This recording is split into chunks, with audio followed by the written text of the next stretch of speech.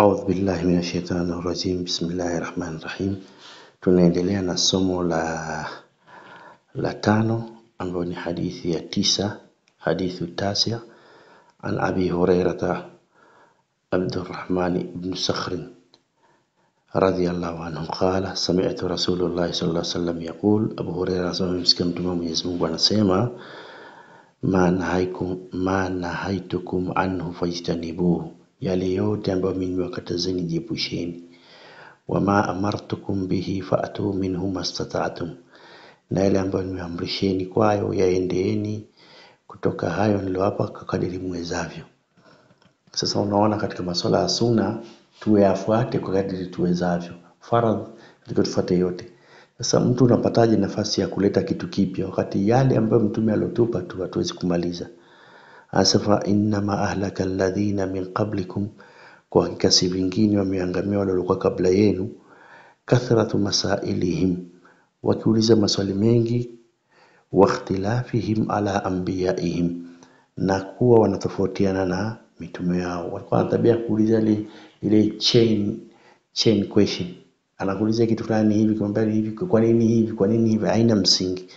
Alafu ukiwa unaulizwa kitu, kama unauliza kitu ilikuwa hamna sheria, alafu mtume wahi kishuka mkiambia mfanye hivi, inakuwa ngumu.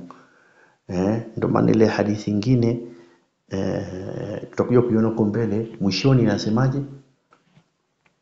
Anasema Mwenyezi Mungu wasakata anhum an ashiya'i rahmatan lakum ghayra nisyanin fala tabhathu anha. Mwenyezi Mungu amenyamazia baadhi ya vitu kwenu hali ya kuwa ni rehma, si kwamba amesahau. Msichokore mambo, fala tabhathu anha. Sababu ukiuliza umekaa kwenye kiti afu unauliza hivi, kukaa kwenye kiti inafaa? Inakuja inasema kukaa kwenye kiti haifai, unakasirika. Kwa hiyo si vizuri. Kwa hiyo hadithi rawahu al-Bukhari, hii hadithi ya Imam Bukhari, rakmu namba ya 7288, wa Muslim na Imam Muslim kwa namba 1337. Hadithi ya 10 inasema an Abi Hurairah radhiyallahu anhu qala qala Rasulullah sallam inna Allaha tayyibun la yaqbalu illa tayyiba, hakika Mwenyezi Mungu ni mzuri, hakubali isipokuwa mambo mazuri. Uzuri wa Mwenyezi Mungu yaliko bijalali, sio kama viumbe vyake, na hakubali mambo yote, ibada yako, swala yako, zaka yako, saumu yako, hija yako, yote iwe nzuri. Wa inna Allaha amara almu'minina bima amara almursalin, na si vingine hakika Mwenyezi Mungu amewaamrisha waumini yale ambayo amewaamrisha mitume. Faqala ta'ala, akasema Mwenyezi Mungu mtukufu, ya ayuha rusulu kulu min tayyibati wa'malu saliha, akasema enyi mitume kuleni vilivyokuwa vizuri na mfanye matendo mema. Kwa nini Mwenyezi Mungu anataka watu wale vilivyokuwa vizuri? Kwa sababu kuna mahusiano makubwa sana ya chakula ambayo ni balanced diet, ina nafaka zote, ina minerals zote na akili. Mtu anakula vyakula vyenye afya ana uwezo wa kuelewa hukumu na sheria za Mwenyezi Mungu kwa haraka sana, na anakuwa ni mwepesi kukubali sheria za Mwenyezi Mungu. Sasa akikataa ni kiburi tu, lakini anakuwa anazielewa maana zake. Waqala ta'ala ya ayyuhalladhina amanu kulu min tayyibati ma razaqnakum, enyi mloamini kuleni vilivyokuwa vizuri katika vile tumewaruzuku. Kwa hiyo masharti ya chakula ya kwanza kwamba ni halali, alafu pia iwe tayyib. Kwa sababu siku hizi kuna chakula unaweza kuwa ni halali lakini ikawa kwako si nzuri, si tayyib. Kwa hiyo wewe unaacha kula ile. Sio haramu kwa ajili ya masharti ya kidaktari. Unaona? Asa thumma dhakara rajulu yutilu safara, kisha kamtaja mtu ambaye safari yake imerefushwa au amerefusha safari yake. Ashghatha aghbar, ni mchafu, manywele timtim, yamuddu yadayhi ila sama, huyo mtu anainua mkono wake mbinguni. Ya Rabbi, anasema ya Rabbi, ewe mlezi wangu, ewe mlezi wangu. Anasema lakini mtu huyo mat'amuhu haramun, vyakula vyake alivyokula vyote ni vya haramu.